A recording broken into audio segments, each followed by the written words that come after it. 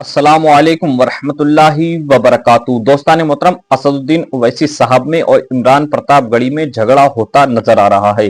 मेरे दोस्तों, झगड़ा इस बात को लेकर के है कि इमरान प्रतापगढ़ी साफ ये कहते नजर आ रहे हैं कि असदुद्दीन ओवैसी साहब बीजेपी से मिले हुए हैं, उनका गठबंधन है बीजेपी से। मेरे दोस्तों, इसको लेकर के बहुत बड़ा बवाल होता नजर आ रहा है। पूरा वीडियो मैं अभी आपको दिखाऊंगा। अगर आप हमारे चैनल पर नए हैं तो चैनल को सब्सक्राइब कर दें और इस वीडियो को आखिर तक जरूर देखें। मेरे दोस्तों, पहले आप असदुद्दीन ओवैसी साहब के ऊपर जो इल्जाम लगाया है इमरान प्रतापगढ़ी ने, आप पहले वो वीडियो देख लीजिए, उसके बाद मैं आपको एक और वीडियो दिखाऊंगा। आप पहले ये वीडियो देख लीजिए। क्या वो एनडीए के अघोषित गठबंधन से बाहर निकल आए हैं क्या? क्या वो एनडीए के अघोषित गठबंधन से बाहर निकल आए हैं क्या? क्या वो एनडीए के अघोषित गठबंधन से बाहर निकल आए हैं क्या?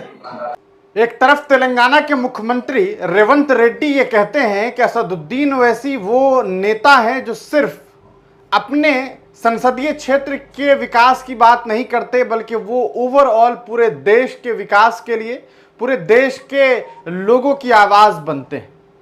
लेकिन उसी कांग्रेस पार्टी के राज्यसभा के सांसद और मशहूर शायर इमरान प्रतापगढ़ी से जब बिहार के दरभंगा में यह सवाल पूछा जाता है कि इमरान साहब, आखिरकार आप लोग असदुद्दीन ओवैसी के साथ गठबंधन क्यों नहीं करते, तो उसके बाद जो इमरान ने जवाब दिया वो जवाब काफी चौंकाने वाला है।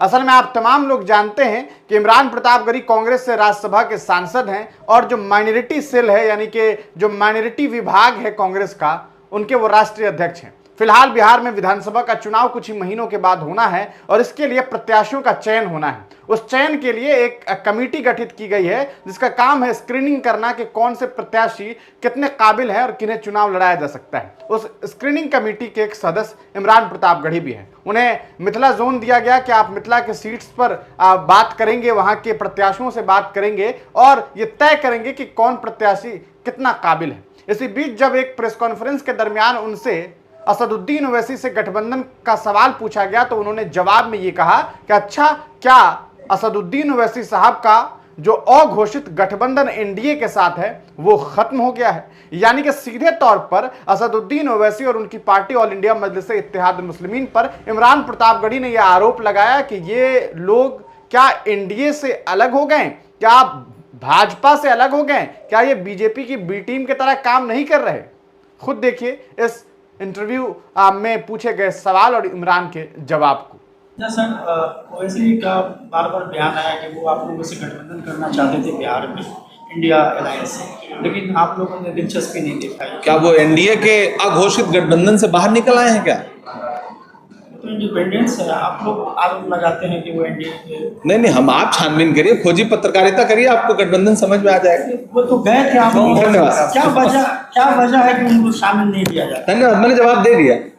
जो वोटर लिस्ट कटे हैं वो चुनाव प्रधानमंत्री के चुनाव में भी वो संलिग्न से वोटर लिस्ट, तो क्या मान के चला जाए प्रधानमंत्री गलत तरीके से बनाएंगे? मीडिया ये सवाल पूछे भाजपा से कि जो लोकसभा में मतदाता थे, अगर अब आप उनका वोट काट दे रहे हैं तो इसका मतलब जो चुनी गई है सरकार, वो सरकार जो है वो गलत वोटों से चुनी गई है।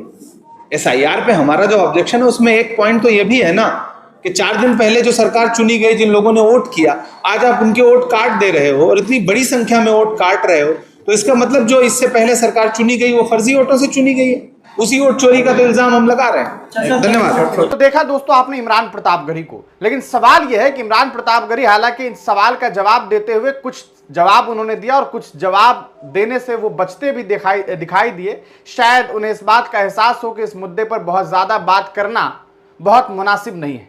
लेकिन अगर बात करेंगे सीधे तेलंगाना की, तो तेलंगाना में कांग्रेस की सरकार है और वहां पर जो कांग्रेस के मुख्यमंत्री है रेवंत रेड्डी, वो अकबरुद्दीन ओवैसी को अपना दोस्त बताते हैं। वो ये कहते हैं कि असदुद्दीन ओवैसी एक काबिल सांसद है। वो ये कहते हैं कि हम लोग एक सहयोगी के तौर पर काम कर रहे हैं। असदुद्दीन ओवैसी भी बार बार ये बात कहते हैं कि वहां हमने अपना समर्थन दे रखा हुआ अकबरुद्दीन ओवैसी, क्योंकि वहां पर फ्लोर लीडर है। वो ये साफ तौर पर कहते हैं कि हमारा समर्थन है कांग्रेस पार्टी को। असदुद्दीन ओवैसी साहब बार बार ये कहते हैं कि हमने यूपीए की सरकार में अपना साथ दिया, अपना योगदान दिया, हमने सोनिया जी के साथ काम किया है।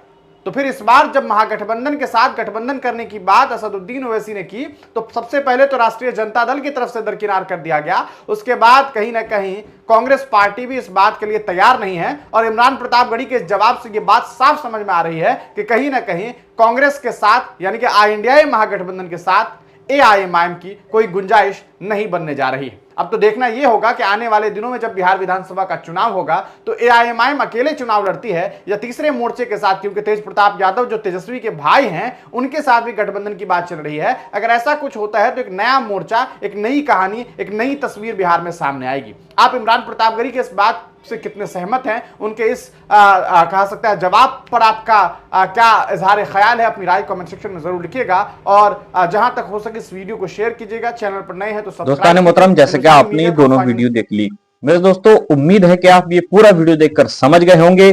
इस वीडियो के ताल्लुक से आपकी क्या राय है हमें कमेंट करके जरूर बताएं।